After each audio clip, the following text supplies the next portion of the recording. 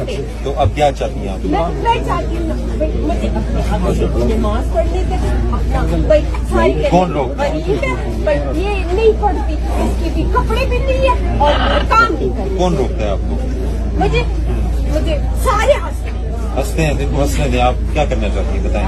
मैं चाहती हूँ कुछ भी नहीं है, मैं ठीक हूँ।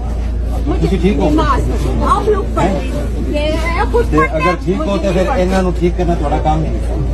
अगर इस तरह का मसला है भी कर देना थे। मुझे काम करने, क्या करना है बताएं, जो करना है बताएं। मैं सारे काम करती हूँ, बताएं क्या करना है, मैं सारे काम करती हूँ। मुझे बताएं ना क्या है, आप चाहती क्या?